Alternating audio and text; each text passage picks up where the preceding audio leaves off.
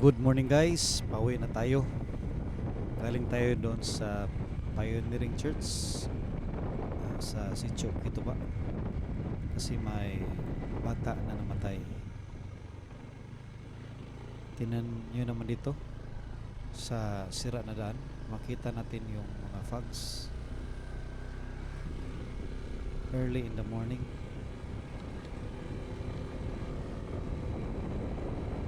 Ito ang Milali, may maraming mga kalapati. Wala pang ganong tao dito kasi madaling araw tayo na nagbiyahe.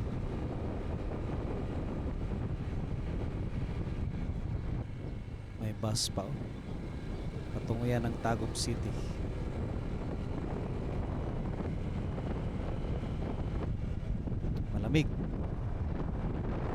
Malamig ang klima kasi nandito tayo sa mataas na bundok. Ito ang tulay, exit point ng Milali. Tingnan niyo naman dito, maraming mga falkata. Common ang falkata na makita natin dito sa Lac Lamonior. Oops! May pusa pa na hindi tumingin. Buti hindi natin nasagasaan. May aso kasi. Parang nag-aaway doon sa gitna ng daan.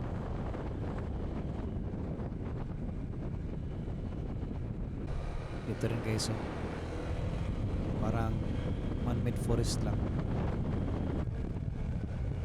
May tumirik pa na minivan, iniwanan ng may-ari. Mahirap talaga kapag dito ka masiraan. Wala ganong automotive repair shop dito sa bukid.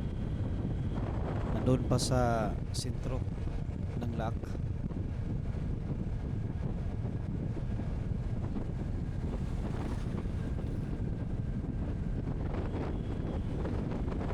Malapit na tayo sa poblasyon ng Lac. Ganda ng daan pababa, smooth. Yan guys, may kubra pa na malaki lagay doon sa gitna ng daan. Nandito na tayo sa Lac proper. Ito rin ang ating makita, wala ganong tao. Saturday morning ngayon guys, walang pasok. Closing at graduation week ng mga estudyante sa kanilang pagtatapos. Congratulations pala sa mga students na persistent, dedicated sa kanilang mga pag-aaral. Mabuti talaga kapag may pinag-aralan ka. Education is expensive, but ignorance is more expensive. Dapat talaga mag-aral.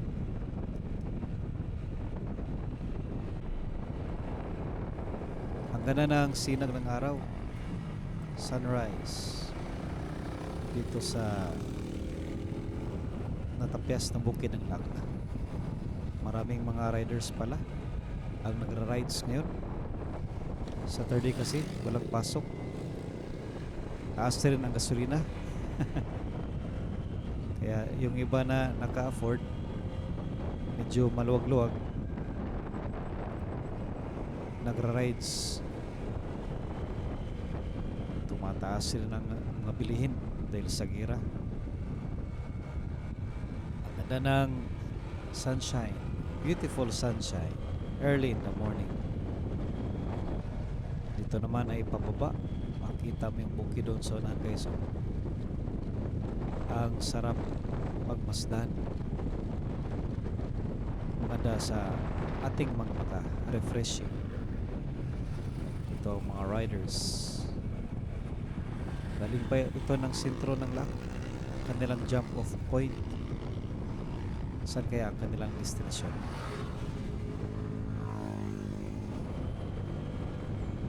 Hindi natin yan sila sasabayan. Ang ating rides ay pa-chill-chill lang tayo. Ang importante ay makarating tayo sa ating destinasyon na walang disgrasya.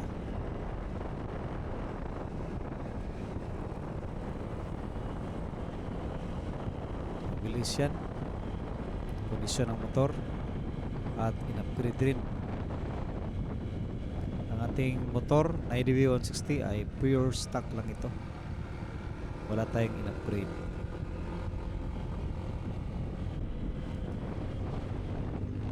Ayun, T-Max. Ayun, ang Raider naman. Ang lakas ng arkada ng Raider, King of the Underbone. Yan pala ang rason bakit mabagal tumakbo. Nasiraan kasi ginuguyod lang.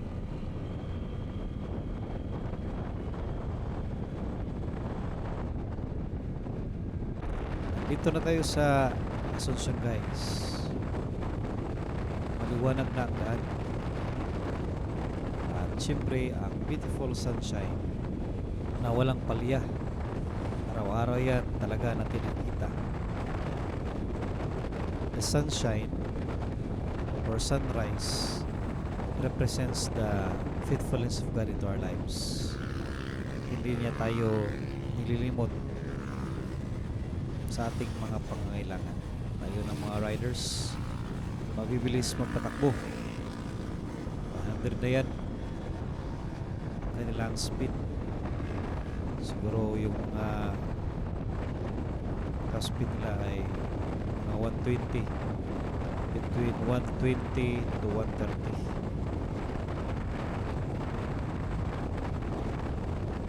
Buti at walang pagganang tao dito sa gilid ng daan.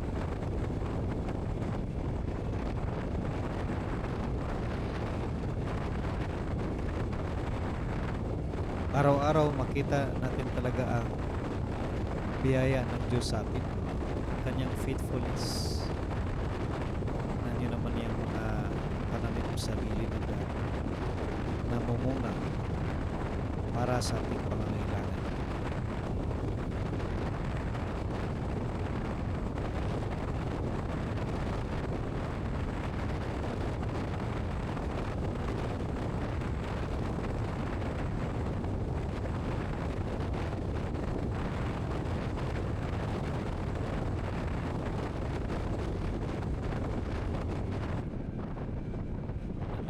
Sa crossing patungong Asuncion proper.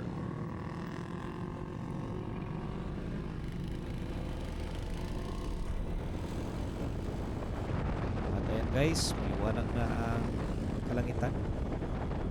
Malapit na tayo sa Barangay Kumbugan ng Tagum City.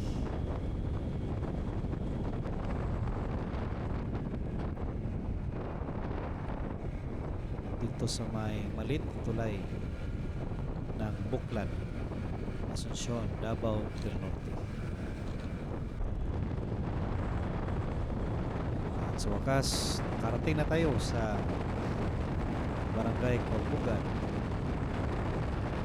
Thank you for watching. See you in the next video.